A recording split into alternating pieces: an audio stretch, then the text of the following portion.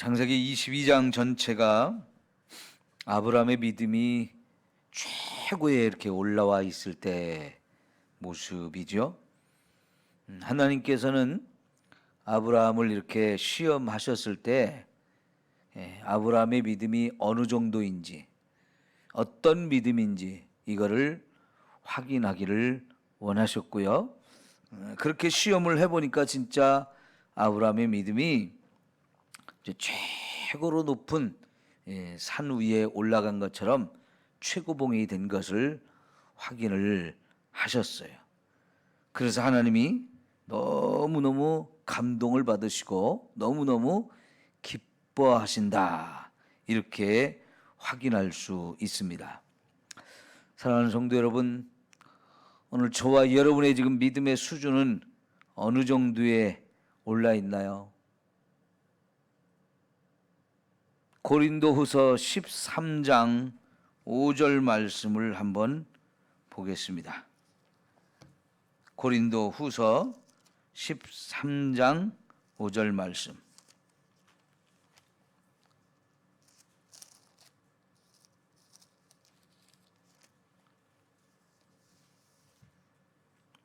신약성경 300페이지네요.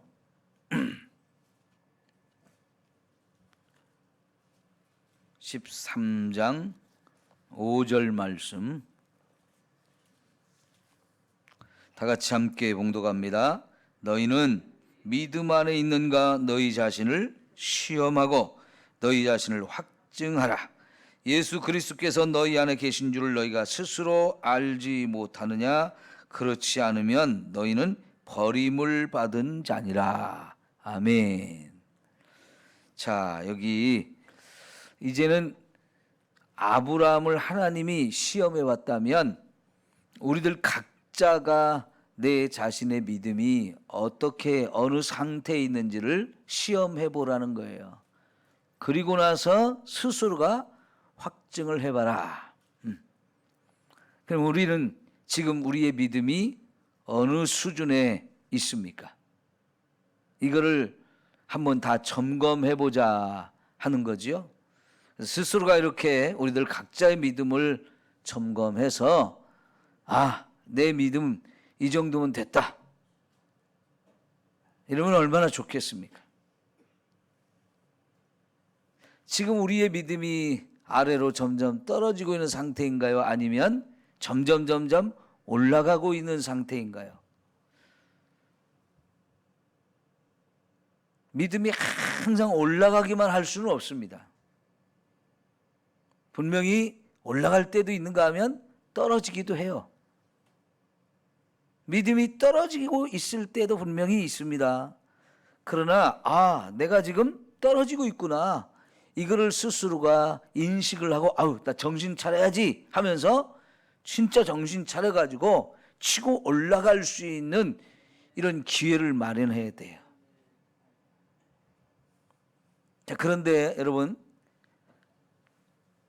아브라함이 하나님 앞에 믿음을 제대로 보였을 때가 언제냐면 하나님 말씀에 순종하였을 때예요. 창세기 22장에 이제 18절에 하나님이 말씀하시기를 네가 내 말을 준행했다. 내가 너에게 준 말을 잘 순종했다. 어떤 걸 순종한 겁니까? 아들을 하나님 앞에 번제물로 드리라고 하는 너무나 황당하기도 하고 어마어마한 말씀을 주셨는데도 그것까지도 순종한 거죠.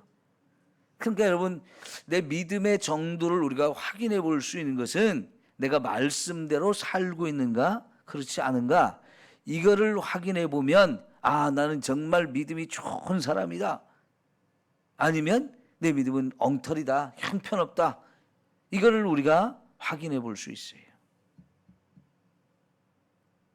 오늘 하루도 저와 여러분이 하나님 말씀을 따라 살아가도록 더욱 힘씁시다. 그게 이제 우리 믿음이 자라는 거예요. 우리가 하나님 말씀에 순종하는 만큼 믿음이 큰 믿음이 되어져요. 그러면 그걸 하나님 보시면서 감동받으시고 기뻐하시면서 저와 여러분의 믿음을 확인해 주시는데, 특별히 우리 믿음을 확인하는 내용 중에 하나가 여기 고린도후서 13장 5절의 중간부터 예수 그리스도께서 지금 어디 계시다고요? 너희 안에 계시다. 내 안에 계시다는 것을 스스로 알지 못하느냐? 그렇지 않으면 우리는 버림받은 자다. 예수님이 내 안에 있어야 우리가 버림받은 자가 아니라는 거예요. 예수님이 내 안에 계시다는 얘기는 내가 믿음으로 예수님을 내 안에 영접한 거예요. 그래서 예수님이 지금 내 안에 계신 상태, 그거를 우리가 좀 알고 살아야 된다는 얘기죠. 예? 아, 지금 예수님이 내 안에 계시다. 이걸 늘 잃어버리지 않아야 돼요. 그럼 여러분, 내 안에 예수님이 계시면 내가 보는 것 조심해야 되겠죠. 왜냐하면 이 세상에 내 눈으로 보이는 것이 좋은 것만 있는 게 아니고 좋지 않은 것도 있어요. 그럼 내가 눈으로 보는 것이 내 마음속으로 들어와요. 좋지 않은 걸 봤다. 그럼 내 마음속에 쓰레기를 집어넣는 거예요. 근데 그 내 마음속에 누가 계시다고요? 예수님이 지금 계신 내 마음에 쓰레기를 집어넣고 있다면 이게 되겠어요? 안 되겠어요? 요새 가끔 보면 뉴스에 이런 얘기가 나와요. 온갖 쓰레기들을 집으로 들어와서 집에 쌓아놓는 그런 병이 있는 사람들. 그죠? 이건 제정신이 아닌 사람이거든요. 왜 쓰레기를 주워다가 집안에 자꾸 쌓아놓습니까? 그 사람 눈에는 그게 귀하게 보이고 그 사람 눈에는 그거 집에 갖다 놓으면 언젠가 쓸 것 같은 이런 생각을 하기 때문에 집에 있든지 없든지 상관없이 보기만 하면 갖다가 그냥 집에 온갖 곳에 쌓아가지고 자기가 누울 자리도 없어요. 그거 심각한 병이잖아요.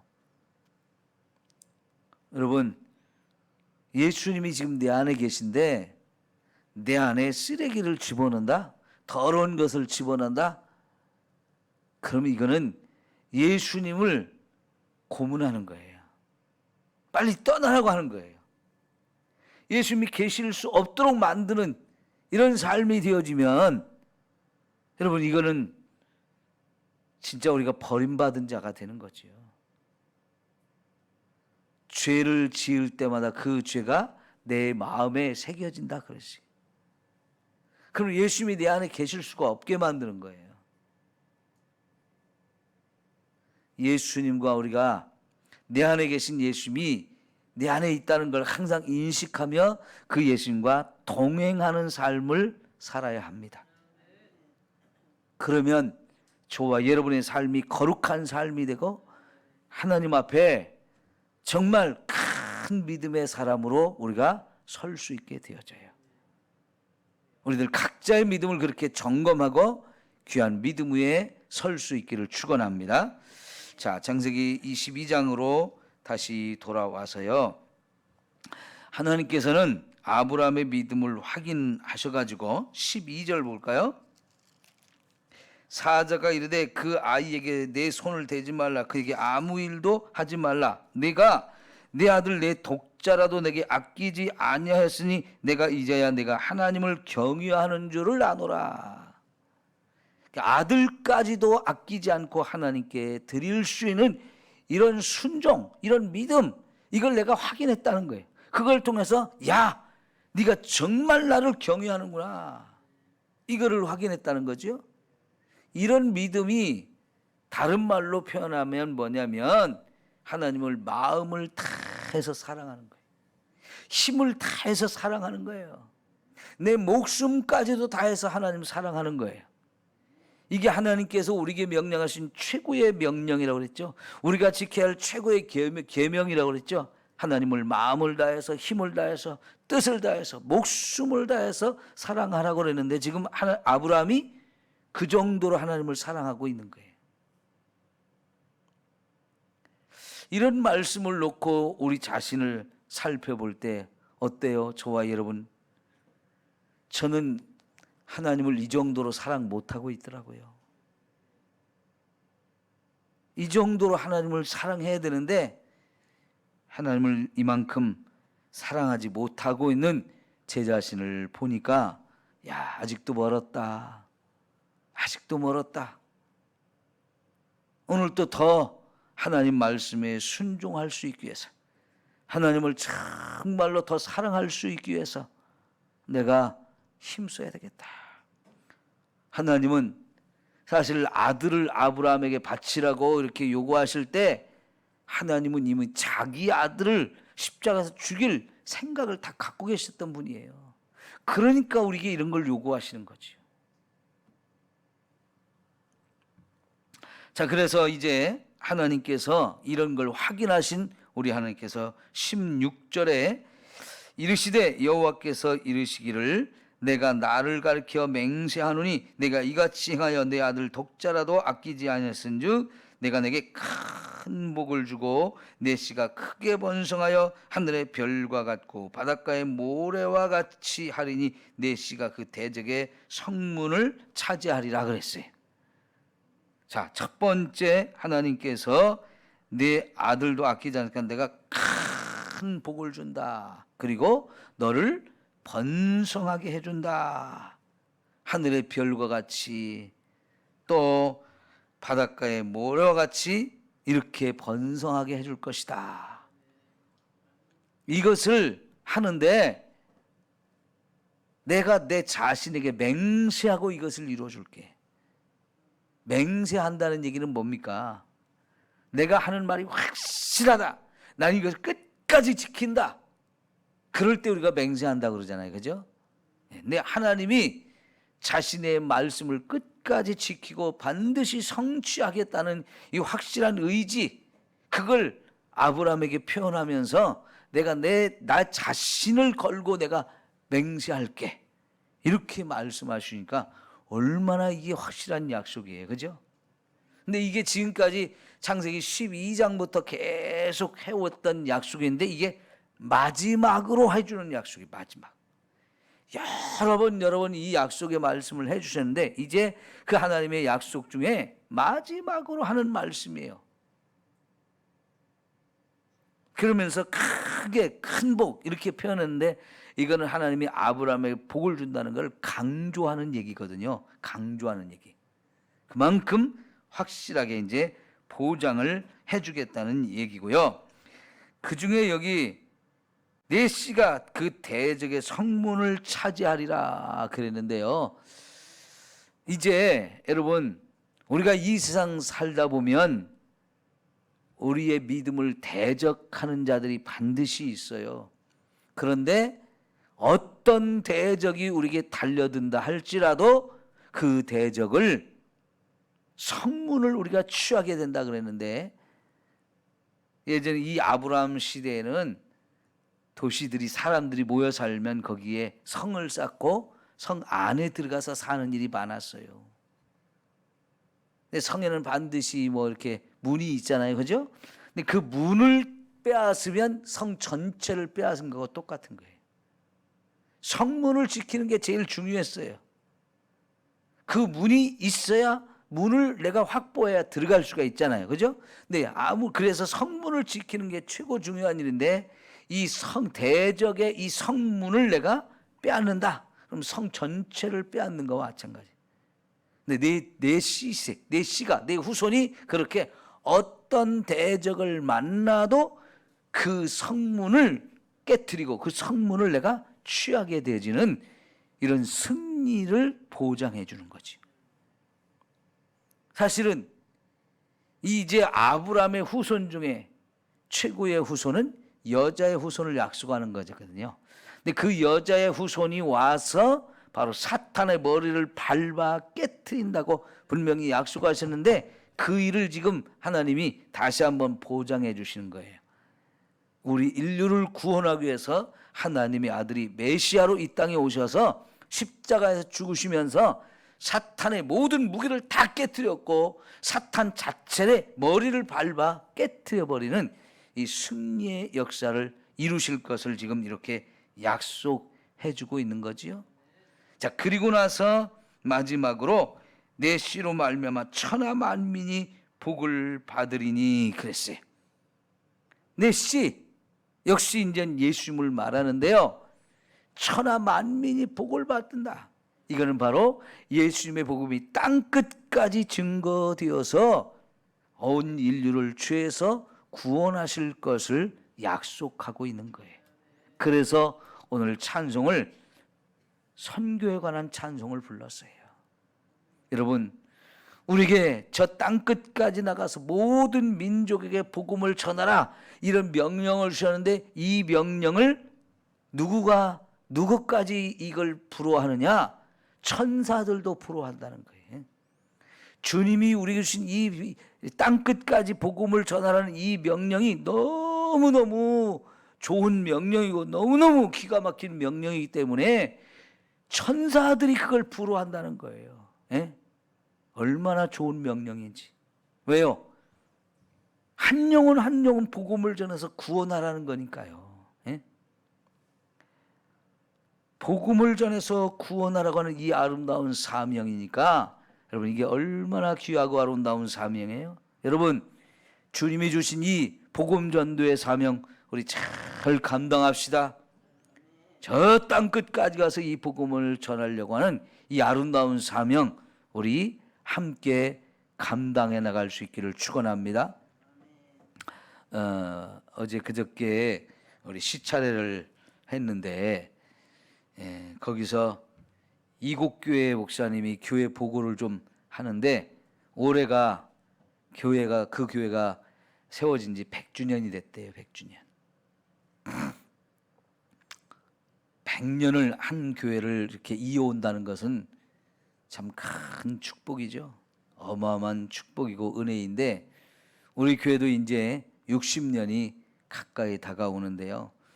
그 교회는 100주년 기념으로 인도네시아에 교회 하나를 이렇게 건축을 했어요. 거기는 한 2,500만 원 정도 들어가지고 교회도 건축하고 또 교회 안에 집기까지 다 이렇게 해주는데 2,500만 원이 들었대요. 여러분, 거기 아는 사람이 있어서 하는 게 아니에요.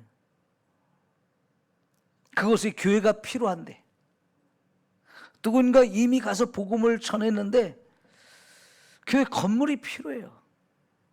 그럴 때 그런 소식을 듣고는 야, 이거는 우리가 하자.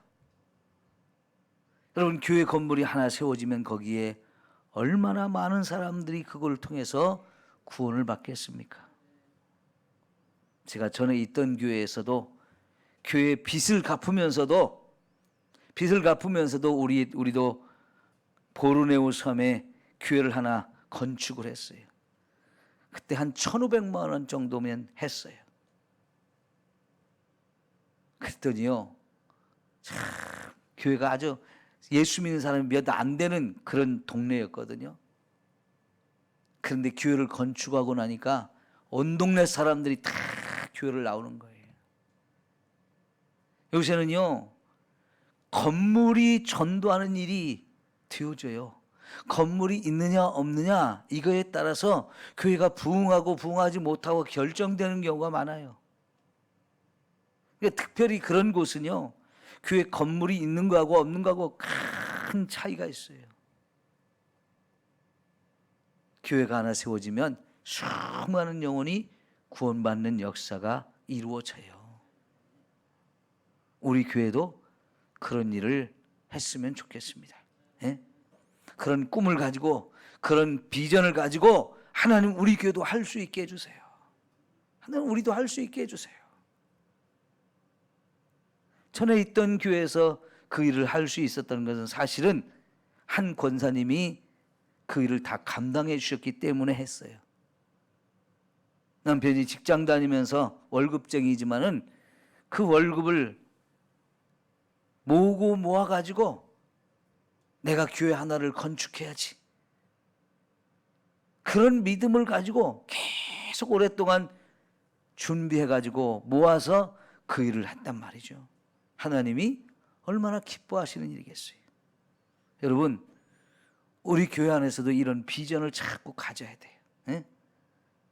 여러분도 그런 기도 제목을 가지고 하나님, 나도 이런 일 좀 하게 해주시고 우리 교회도 이런 일 좀 하게 해주세요. 그래서 한 사람 두 사람이 이렇게 자꾸 서로 해나갈 때 정말 이게 하나님이 기뻐하시는 일이죠. 아브라함 때부터, 아니 아담 때부터 하나님은요 여자의 후손 한 사람을 세워서 온 인류 천하 만민이 복을 받게 하는 이런 일을 계획하셨어요. 지금 그 일을 할 수 있는 사람을 지금 찾고 계세요. 어떤 사람을 통해서, 어떤 교회를 통해서 할 것인지 하나님은 찾고 계시다고요. 그럴 때 하나님 저를 보내주십시오. 제가 그 일을 하겠습니다. 할 수 있는 이런 사람이 많이 세워져야 할 줄 믿습니다. 네, 여러분 정말 하나님은 죽어가는 영혼들 한 영혼 한 영혼을 다 사랑하시고요. 그 영혼들을 구원하기를 기뻐하셔요. 그 일이 바로 아브라함을 통해서 하는 것이고 아브라함의 후손들을 통해서 하시는 것이고 그 후손이 바로 우리예요. 내가 바로 아브라함의 영적 후손이라는 걸 갈라디아서를 통해서 자꾸 확인할 때 야, 내가 아브라함의 후손이 됐고 아브라함이 받은 복을 나도 받을 수 있게 됐구나. 이것까지는 자꾸 확인하고 좋았는데 이제는 그 후손인 내가 나 때문에 만민이 천하 만민이 복을 받게 하는 이 아름다운 일을 우리가 해야 됐잖아요.